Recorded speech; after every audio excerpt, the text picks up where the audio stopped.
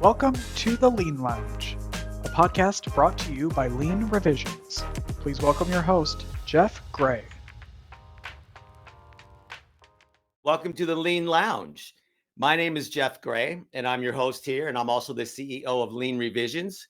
And on the Lean Lounge, we talk about everything under the Lean Operations umbrella, whether you're in construction, finance, hospitality, healthcare, you name it. We like to talk about all concepts that can benefit everyone in any industry. And today on the show, I've got an awesome friend of mine I've known for probably, 7, 8 years now, Mr. Lance Calloway.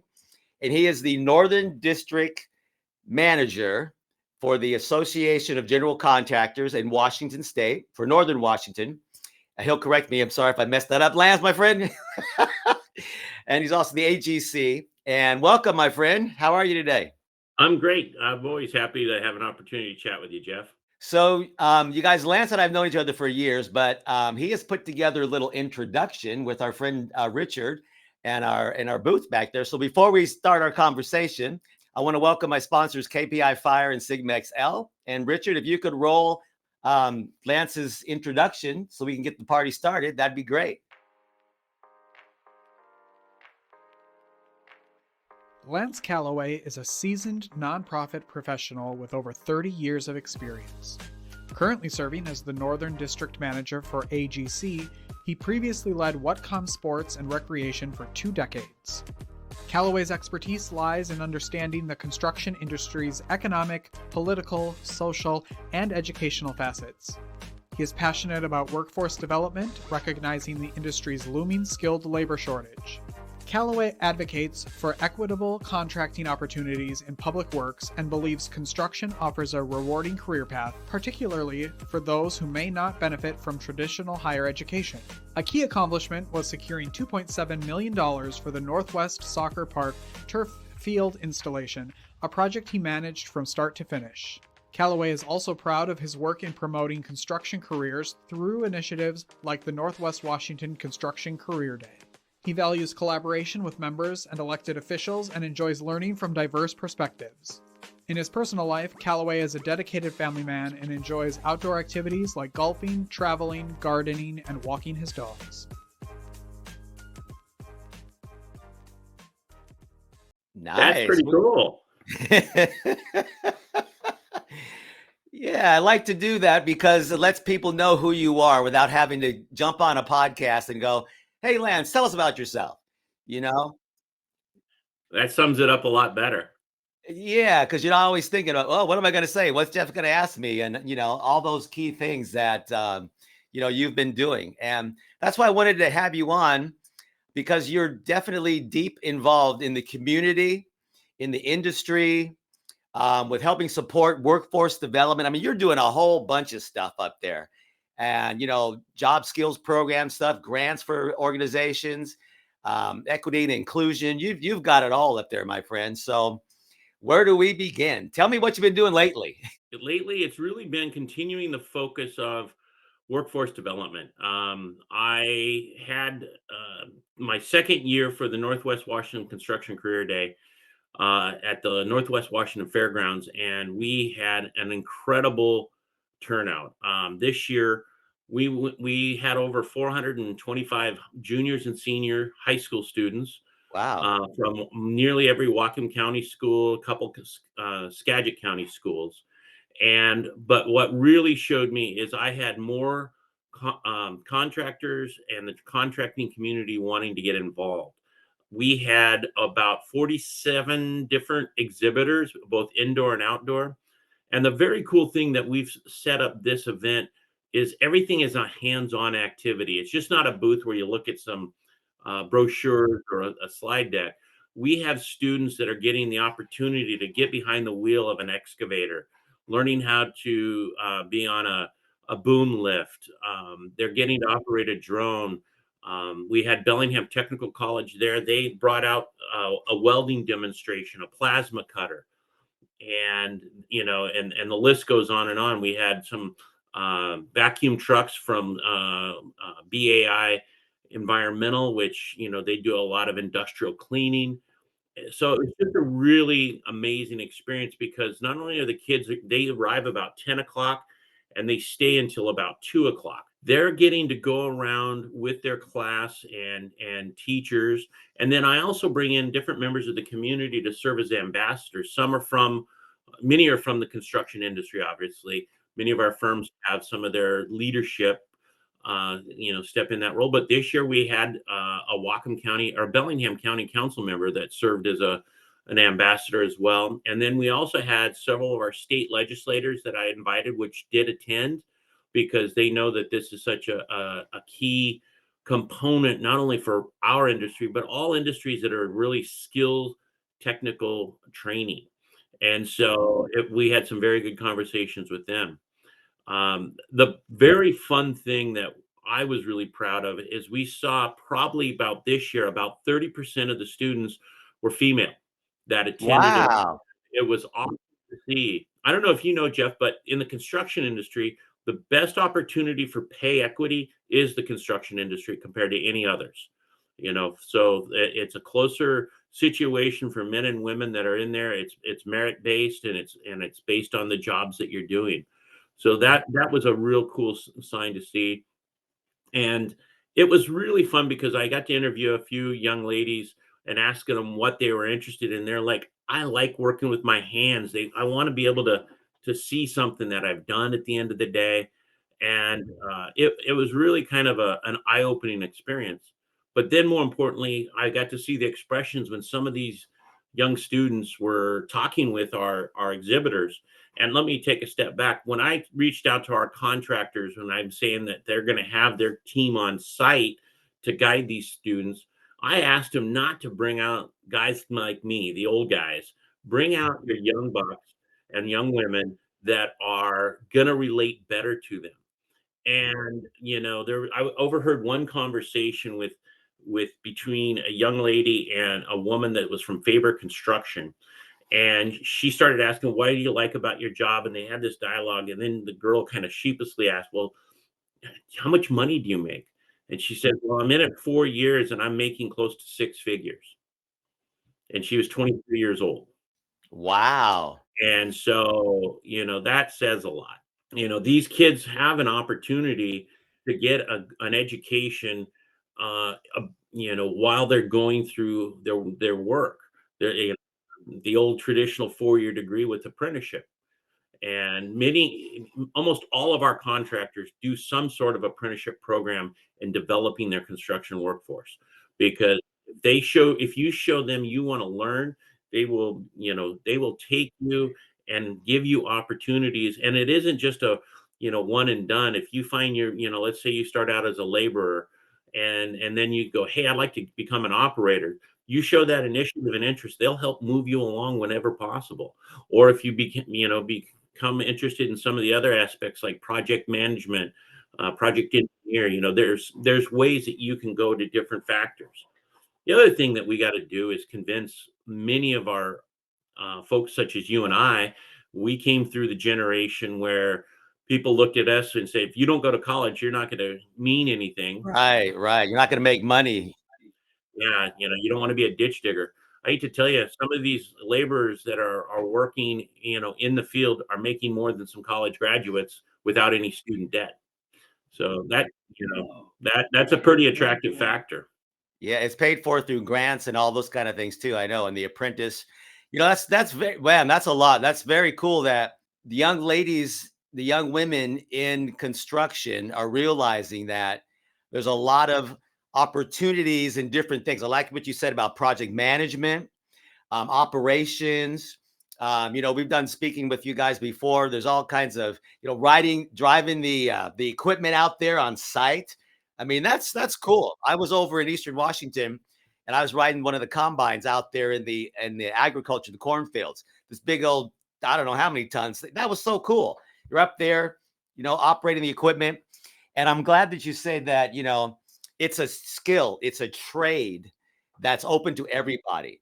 When we've done some of our lean trainings and stuff up there in instruction, there's a whole variety of people, young, old, every age, ethnicity, you name it. And the opportunities, I don't think people understand what construction is all about. It's supply chain, it's procurement, it's design, it's architecture, it's finance, it's insurance, it's safety, and it's all those things that people aren't learning. Like you said, when you and I were in school, in high school, we had shop, we had mechanics, we learned how to use saws, we learned how to work on our cars, we learned how to cook.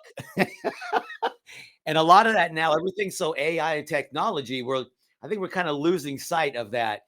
You can make a lot of money with your hands and your mind and not sitting behind a desk all the time and doing that and being out in the field.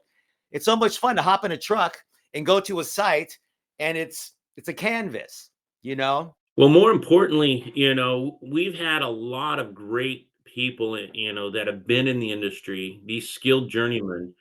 But in the next 7 to 8 years, across the United States, they're anticipating we're going to lose about 750,000 skilled tradespeople due to retirement. And unfortunately, we do not have that backfill. And I don't think it takes a rocket scientist to look around our country, our cities, or even our own neighborhoods to see that the infrastructure that we built back in the 40s and 50s is needing to be upgraded, repaired, or just flat out replaced. And so we need those people to do those types of jobs. And again, these are very well-paying jobs. Just for Whatcom County alone, I can speak to the fact that in starting in 25 going through 28, there's probably going to be close to almost $1 billion invested in infrastructure, both at the border crossings, some cities, some county facilities, and infrastructure such as some of the waste treatment plants for the PUD, and that's just Whatcom County. There's trillions of dollars that are coming from the IIJA, which is the Infrastructure Investment and Jobs Act, which has got all kinds of money that is to put people to work, but to repair those necessary and upgrade those infrastructure pieces. And so we need the people to be on the jobs because not everybody's going to be able to be on a keyboard to do the work. And I think one of the other key things is having people understand the advancements in the technology in the construction field, out in the field. There's a lot more ways that they're aware of how to do things safely, how to utilize equipment differently, where it's not as rough and tough on your body. But there's a lot of things that are advancing. Yeah. I think also the cool thing is when you see it and you see it every day, just getting better, building, and the vision of that drawing is now coming to fruition, and you're part of that. I remember when I worked at Boeing, making airplanes, they would have us, write our initials on some of the parts that we made that were on the airplanes. When I worked down in downtown Seattle at Washington Mutual, we built our new building, and they had us all sign with the construction people our names and thank them for building our new building, on the beams and stuff like that. So it's really, satisfaction in the job, and the quality and the building of it and working together as a team, doing your piece of the puzzle. It's very interesting from the architecture and design to the final product and everything in between. I just don't think people realize how cool it is, our It's very cool. And the other piece that people don't necessarily realize, and you kind of touched on it, is how much construction touches our economy. I yeah. mean, it is a gigantic driving factor, but because it isn't just the contractor getting paid to build the facility or build the road, it's the supplier, it's the equipment rental company, it's the lodging facilities, the restaurant facilities, daycare facilities, the list goes on and on as you kind of begin to unfold it. So there's a multi-tiered factor that comes into play when you're investing in infrastructure investment. And so I'm doing this in Whatcom County, and then I began to work with a group of folks down in Snohomish County. Particularly, we're focusing on the North Snohomish County, and I pulled together a coalition of folks with the Marysville Chamber, Workforce Snohomish, um, Council Member Nate Nearing with the Snohomish County Council, as well as folks from Snow Isle Tech Center and the Advanced Manufacturing Facility Center in Everett, to talk about how, I'm helping them run another type of event similar to what we're doing in Northwest Washington, but we're combining that one with construction and the maritime trades because there's a lot of similarities but it's also because you have the Port of Everett and they're rapidly expanding and there's looking at some additional things, not only from the port side, but also with the Navy base there. So really beginning the foundations of collaborating. What we're trying to do instead of having a bunch of little one-off events for them, we're trying to have a more consolidated, substantial event that are for the students, and then the contractors can connect with them. So two things. Do I have to be in my 20s to get into construction, or can I be in my 30s or 40s and shift my career with all of these things you're doing?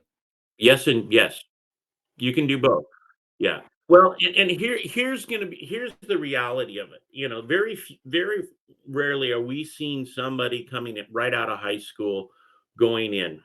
I'm gonna kind of with a broad paintbrush give a stereotype of what really is happening. It's a young guy or young gal that they're maybe in their 20s and all of a sudden they're finding they're having a family and they're like, oh boy, I need to figure out some things. I got to get some stability. I need to earn some money.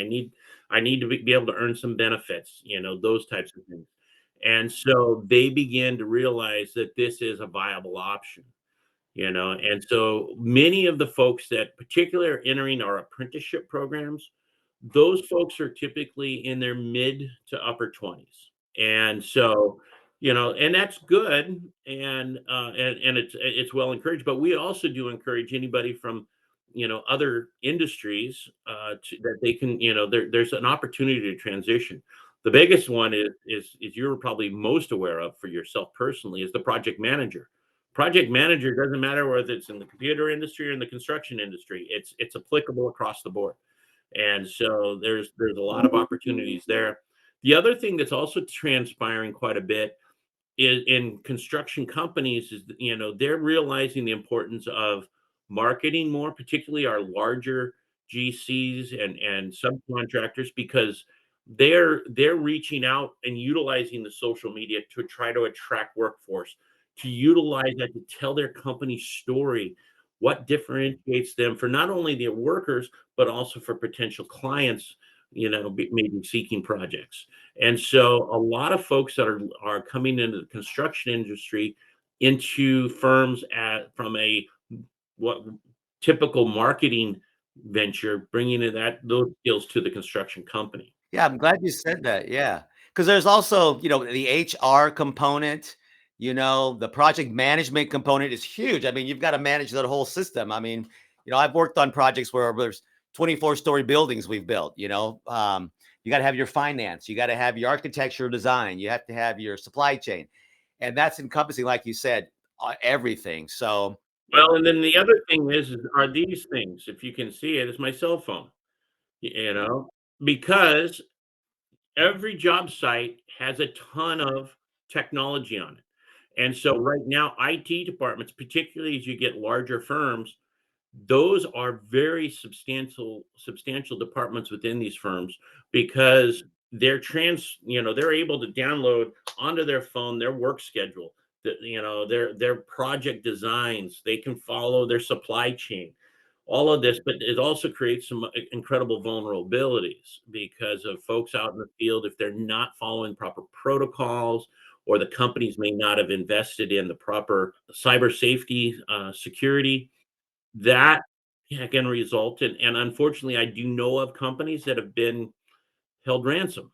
And so that's becoming a greater and greater emphasis of making sure that that stuff is protected. Not only is it the personal information, but it's the fact of stopping jobs from happening, being able to continue. I know that I'm working with some of our membership. I had a program that was cyber safety back in February this year. That was one of the most well attended and most sought after follow ups that we had. Yeah, it was very well. Lots of questions. A good friend of mine, Jeff Clement with Hemispheres, had done this program. And now I'm working with another company that is in the insurance realm. But the key aspect is having cyber insurance for protecting you when you do, if and when this happens. So, because you're talking some sizable dollars, and that can be extracted from an entity. So again, many of these companies are very sophisticated. Yeah, I'm glad you say that because people don't even think about that. I've been on sites, I've seen the end-to-end systems, and you're right. The bigger companies, things are going online on clouds. People have tablets out in the field, that security to get real-time information, communication, all of those kind of things are, when we think construction, we just think of the people on the site building the building, the tractor stuff. There's a whole back-end operation that gets everybody on that site, gets everything they need, what they need, how they need it, when they need it, where they need it, the right quality. And these are things that people who aren't in the industry are. This is why I'm glad we're having this conversation. Cybersecurity, finance, project management, design, safety and wellness, HVC stuff, carpenters, all of those kind of folks are part of the entity in the industry. Painters, landscapers, your concrete, custom concrete up there, those guys. So I wanted to ask you now, you're doing a lot of things up here. And those of you listening, Lance and I are in the Washington State area in the northwest corner of the lower 48. To give you a visual, he's talking about our region, but is the AGC doing the same kind of things across the country? For those people listening in Texas or Illinois or Florida, are these kind of programs there also, like what you're doing? Yes, many of them. There are many similar types of programs across the country because, again, this labor force situation is everywhere. And so we're trying to get into more and more schools and programs to show that there's opportunities kind of changing the face of what construction may be, and I to use the bad stereotype back in the days of the guy standing on the girders whistling at the ladies catcalling. That's not today. That isn't going to fly. And which actually I want to kind of share something I'm extremely proud of about our organization, particularly our Washington AGC chapter, is several years ago we started an initiative called Culture of Care. And for those of us in the Northwest region, we probably recall in 2017, 2016, there started to be some nooses being found on job sites in the city of Seattle. And this is definitely uncalled for, unnecessary, and not tolerated. However, the city of Seattle City Council wanted to create their own department to manage it. Well, quite honestly, that a governmental entity overseeing that isn't necessarily the best way to do it. And our leadership team, David DeHaan in particular, took the lead and went to council and said, hey, give us as the industry an opportunity to develop a plan to address these issues and let us handle it. We're happy to work with you, but we want to be able to, give us the shot. And so they gathered a bunch of community leaders, industry leaders, civic leaders in the different ethnic groups in the community, and they developed this program, Culture of Care, and it's basically started out initially as acceptance of all into our industry. As I mentioned already, we already are having a workforce issue. Why do we want to exclude anybody by creating an image that is not positive to join it? And so this was started in 2017, 2018 here in Washington, and it really took hold. And that we have an inclusive workforce. We ask companies to take a pledge that they're going to stomp out racism, sexism, negative comments to our LGBTQ community. We're accepting. And I'm happy to say that this initiative took off so well. In 2019, AGC of America adopted it nationwide, and it's become a very, substantial program that everybody's gotten in behind.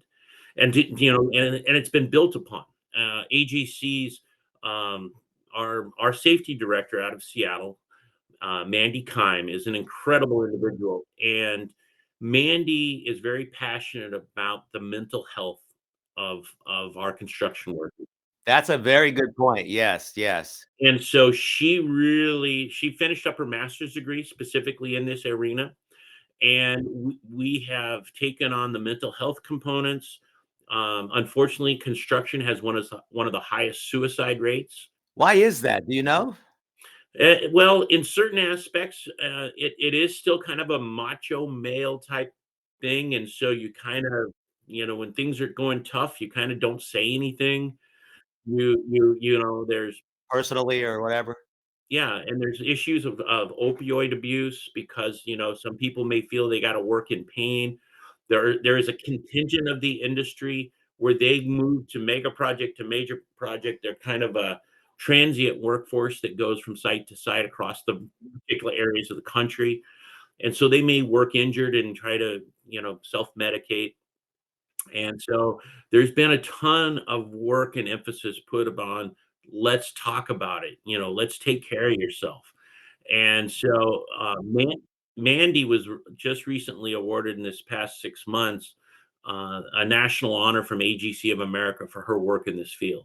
So it's pretty impressive. And so we've really done a lot to try to, say it's okay.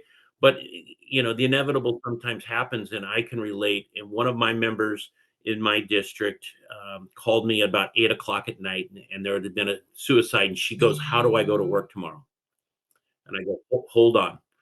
And I called Mandy. Mandy's had the resources to her to address her entire staff and team by 7:30 the next morning. And she got back to me. She said she couldn't have faced her team without that help. And that is in itself is huge. And it's unfortunate we weren't able to help that individual before, but we want to make sure everybody is as best they can be following a tragedy like that, or when there's a job site fatality as well. We provide those types of resources. That's part of the industry that people don't think about I remember, when we first met and we were talking, you were telling me some of these statistics, and I'm glad to see that, Mandy, that I met her a couple years ago in Las Vegas. That's another story we don't need to tell on the podcast. We had fun though. But yeah, I remember the program you were talking about, years ago, and now it's coming to fruition with all the groups and everything. And it's helping change the environment, the culture, and what the mindset is about the industry. Because you're right, a lot of people, they see a bunch of guys with their yellow hats on and their lunch pails and the big boots going in and then coming out 10 hours later or whatever. And it's a different industry. You see a lot of women, a lot of different cultures, and so many opportunities, that are within the industry. And it's where do people go to find out, like, an end to end? I don't know if you have. It just kind of came to my mind while you were telling me all these things. I'm just envisioning, all of the potential opportunities within the industry. What is there a place they go? School, websites? One of the places I'd always say is the AGC of America website. AGC .org is our national website. But also is to reach out to a lot of the tech schools, reach out to a lot of the skills centers in our various communities, and they can begin to show people the pathways. And and then that is one thing, kind of going on the next thing. What we're trying to do is AGC, our educational foundation, just a few years ago had approved by OSPI, which is the Office of Schools Public Instruction, is Core Plus Construction. And many of people in Washington have probably heard of Core Plus Aerospace, which is a program that is where a student can get all of their required educational credits going through a program that in Core Plus Aerospace is talking about the various aspects of aeronautics. They get their science, their math, some social studies, those types of credits taken care of through this program. AGC got passed in 2021, the Core Plus Construction, which a student can get 1,080 credit hours learning about the various aspects of construction. And this is a very broad spectrum of an introduction. We're not only talking about the architecture and engineering and project management, but we're also talking about how to build some basic things and activities They get to actually have tools in their hands. We partner that by bringing in our member companies to come in and be the real life connection to those programs and showing the students, this is what it's about. This is why you're doing this. I don't know how many times when I was going through my math class when I was a student, why do I need to worry about if Farmer Jones, lost out, can't figure out how many square feet of fence to have. Right. I always put on, if he runs out, go to the store and buy more. Yeah, I was just thinking that too, that when you're saying math, artist, if you go and travel around the planet and go to different countries and stuff, you will see some very cool architecture, buildings, cathedrals, all that kind of stuff is the math and the design and everything that comes into play there too. So a lot of good things you're doing up there, my friend. I appreciate that. And we could talk forever, and we're going to have a beer soon. Come, give me a holler and we'll grab a beer. I heard there's a nice rooftop place in your office building. Yes, there is. And we still have some summer left. So I want to thank you, my friend, Lance Calloway, from the AGC Northern District Manager position up there in Whatcom County. Look on the map, you guys. He's close to Canada. He's right up there. Beautiful area, inlets, fishing, construction is booming up there. And a lot of things are changing in the area too. I see a lot of new construction by the waterfront and all that kind of stuff too. And don't see any high rises yet, so that's good. There's been a few multifamily facilities that just got completed down on the waterfront. So Are there about what, 8 stories or something? Or no, most of them are topping out at 5. oh, okay, so you can still see the water, and yeah, and they're keeping it nice and family oriented, and it's beautiful. You can see Canada from some of the restaurant. I mean, it's cool. You guys got to go up there. We could talk forever, but Lance, thank you very much. Thank you, all my audience out there, and to my sponsors, KPI Fire, Sigma XL. And if you want to be a sponsor here on the Lean Lounge, just contact us at leanrevisions.com, and we'll reach out to you to get you on the show here. We will talk soon, my friend. Great. For more information on today's show or to become a sponsor, visit leanrevisions.com. Join the virtual studio audience by emailing podcast@leanrevisions.com for tickets. Follow us on YouTube, LinkedIn, Instagram, and X. This podcast is hosted by Jeff Gray, produced and edited by Make Your Day Richer.